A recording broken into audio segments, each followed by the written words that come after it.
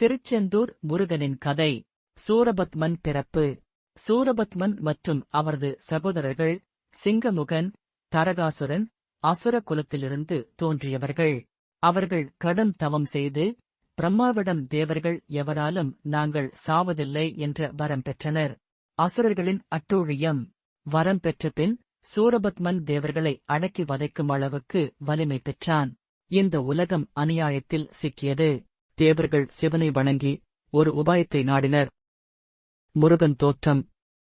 சிவபெருமான் தனது 3வது கண்ணில் இருந்து தீய ஜோதியை வெளிப்படுத்துகிறார். அந்த ஜோதியின் மூலம் முருகன் பிறந்தார். மாமலை குகையிலிருந்து கந்தவேள் வெளிப்பட்டார்.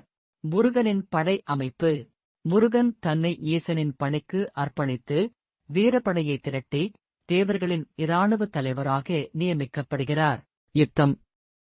முருகன் சூரபத்மனுடன் கடும் யுத்தம் செய்கிறார். பல நாள் நீண்ட இந்த போரில் சூரபத்மன் தனது மாயாஜாலங்களால் முருகனை சோதிக்கிறான். சிங்கமுகன், தரகாசுரன் ஆகியோரை முருகன் கொன்றுவிடுகிறார். சூரபத்மனின் வீழ்ச்சி. இறுதியில் சூரபத்மன் தனது உருவத்தை மாயமாக மாறிக்கொண்டு ஒரு மரக்கன்றாக மாறுகிறான். முருகன் அவனை இருகாலமாக வெட்டி ஒரு பகுதியை வேலிறகாக மற்றொரு பகுதியை மயிலாக மாற்றுகிறார். இந்த மயில் முருகனின் வாகனமாக மாறுகிறது. வேல் அவரது முக்கிய ஆயுதமாகிறது.